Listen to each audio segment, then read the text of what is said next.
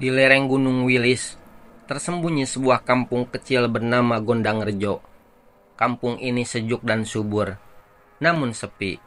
Anak-anak mudanya banyak merantau, meninggalkan tanah kelahiran demi kota besar yang menjanjikan lebih banyak harapan. Salah satu dari sedikit yang tersisa di kampung itu adalah Pak Darno, lelaki tua yang hidup sederhana di gubuk kayu berdinding bambu.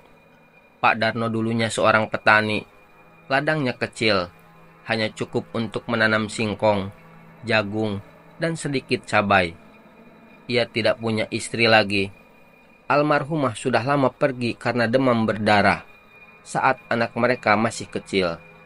Anaknya satu-satunya tumbuh dewasa, menikah, dan kemudian wafat dalam kecelakaan lalu lintas, meninggalkan seorang anak lelaki bernama Seno yang masih berumur 5 tahun. Sejak saat itu, Pak Darno membesarkan Seno seorang diri. Hidup mereka bersahaja. Seno sekolah di SD kampung, membawa bekal nasi tiwul dan tempe goreng. Pak Darno bekerja keras di ladang, kadang membantu tetangga menebang pohon atau memperbaiki kandang. Ia bukan orang yang banyak bicara, tapi dikenal jujur dan suka menolong. Ia rajin ke surau, menyapu jalanan kampung, dan sesekali menghibur anak-anak dengan cerita wayang yang ia kisahkan dari ingatan masa mudanya. Namun, usia terus menua, tenaganya mulai habis, dan ladang yang sempit tak lagi cukup untuk biaya sekolah Seno yang mulai masuk SMP.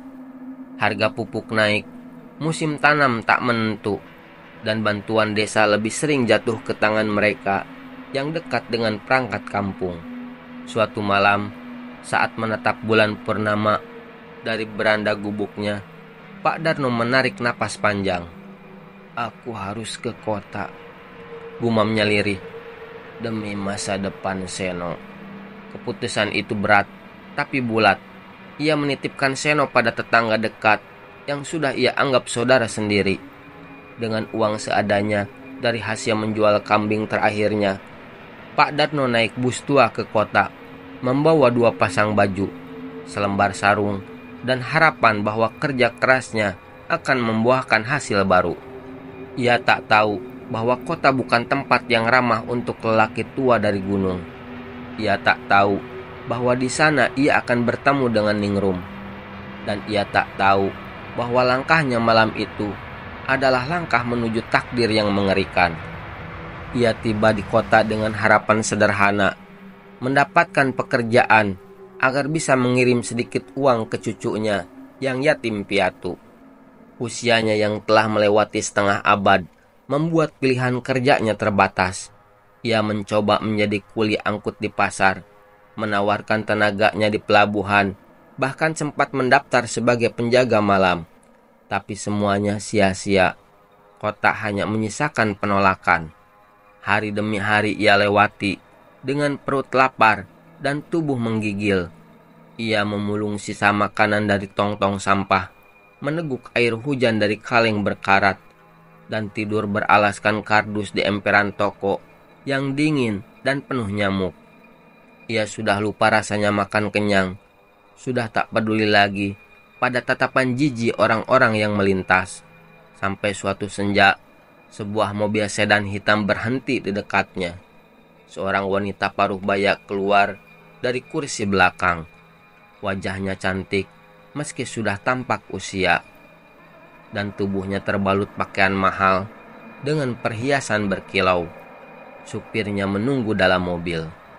Wanita itu menatap Darno lama, lalu tersenyum. "Namamu siapa, Pak Tua?" tanyanya. "Darno, Bu," sahutnya lemah. "Aku Ningrum," ujarnya sambil menyodorkan sebotol air mineral dan sekotak roti. "Mau ikut saya? Saya sedang butuh orang jujur dan sederhana. Pekerjaanku bersih, bayarannya besar, tempat tinggal nyaman. Tak usah khawatir, semua ditanggung." Darno yang sudah terlalu lelah untuk mencurigai niat baik, mengangguk perlahan. Hatinya dikuasai harapan, tak sadar bahwa ia sedang digiring menuju akhir nasibnya. Rumah Ningrum berdiri megah di pinggir kota, di atas bukit sepi dikelilingi pohon beringin tua. Rumah itu tak seperti rumah biasa, terasa dingin, sepi, dan penuh cermin-cermin besar yang tergantung di setiap sudut ruangan. Darno diberi kamar luas, pakaian bersih, dan makanan yang tak pernah ia bayangkan sebelumnya. Malam pertama ia bermimpi buruk. Seorang lelaki tua digiring ke altar batu. Tubuhnya diikat dan darahnya ditampung dalam mangkuk emas. Ia terbangun dengan peluh dingin dan jantung berdetak cepat. Tapi Ningrum meyakinkannya, itu hanya mimpi. Tubuhmu sedang menyesuaikan dengan tempat baru, ujar Ningrum menegaskan.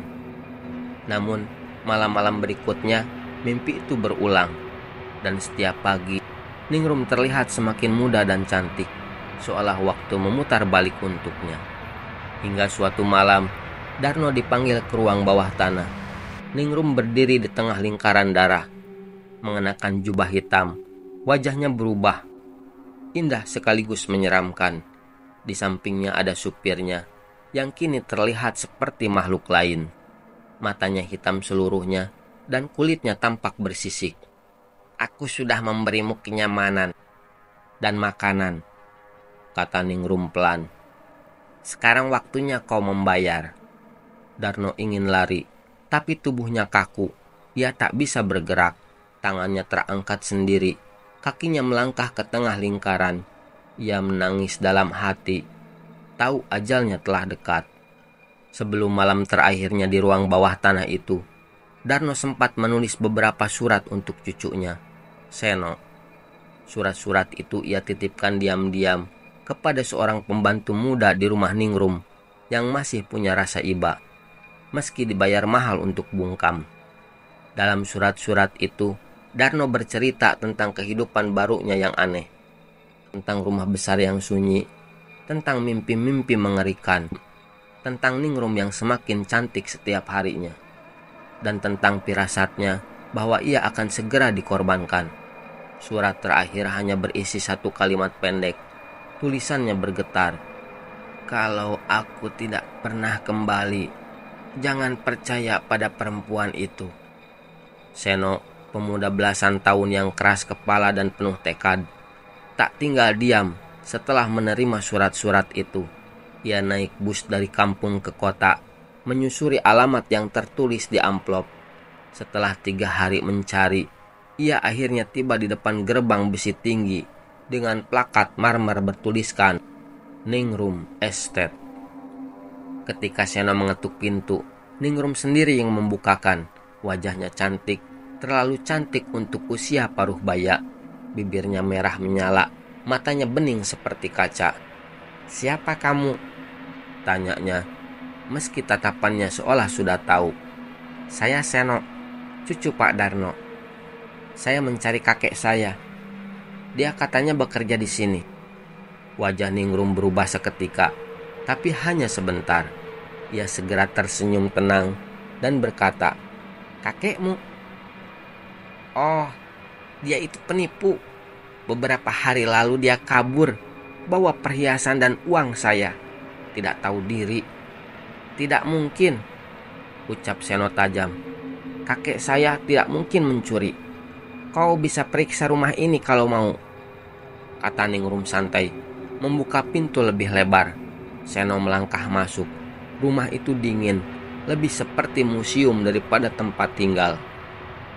Aroma melati busuk menguar samar dari tangga yang menurun ke ruang bawah. Saat Seno memutar kepala, ia melihat cermin besar di ruang tengah. Kilas, seolah ada sesosok pria tua berdiri di belakangnya. Wajahnya penuh luka, tubuhnya dililit kain putih penuh darah. Ia membalikkan badan, tak ada siapa-siapa. Malam itu, Ningrum kembali mengadakan ritual. Kali ini berbeda. Sejak kematian Darno, ada sesuatu yang tidak beres. Suara-suara aneh mulai terdengar di dinding. Perabotan bergetar sendiri, dan semua cermin mulai retak perlahan. Ia merasa ada sesuatu yang mengintainya dari balik dunia yang tak terlihat. Puncaknya, terjadi saat ia berkaca di ruang pribadinya. Di balik bayangan wajahnya, tampak sesosok pocong berdiri, mata kosongnya menatap lurus padanya. "Ningrum." Suara itu serak, dingin seperti angin kuburan. Ningrum menjerit, tapi suara tawa Darno justru menggema di seluruh ruangan. Malam-malam berikutnya, rumah Ningrum berubah menjadi neraka. Setiap malam terdengar suara langkah berat, seperti tubuh yang melompat-lompat terbungkus kain. Cermin-cermin memantulkan wajah Darno yang tertawa getir. Darah menetes dari langit-langit kamar tidur. Seno, yang masih tinggal di kota, kembali ke rumah itu setelah mendapat firasat buruk. Ia menemukan rumah itu kosong, tak berpenghuni. Ningrum menghilang. Di ruang bawah tanah, ia menemukan sebuah altar batu berlumur darah kering. Dan di sudut ruangan, ia melihat kain kafan teronggok, basah, dan berbau tanah. Saat ia menyentuhnya, suara lirih terdengar. "Terima kasih, Seno. Kau sudah datang." Seno menoleh. Di belakangnya, sesosok pocong berdiri, menatapnya dengan mata tenang. Wajah itu, wajah kakeknya. Kini, setiap malam Jumat Kliwon, warga sekitar mengaku melihat sosok wanita cantik berjalan di tepi jalan. Matanya kosong, tubuhnya dingin. Di belakangnya, sesosok pocong melompat-lompat perlahan, mengikuti tanpa suara. Konon katanya, Ningrum belum mati, tapi jiwanya kini dikunci dalam tubuh, diseret oleh arwah Darno yang tak akan membiarkannya lepas sampai dosa terakhirnya lunas.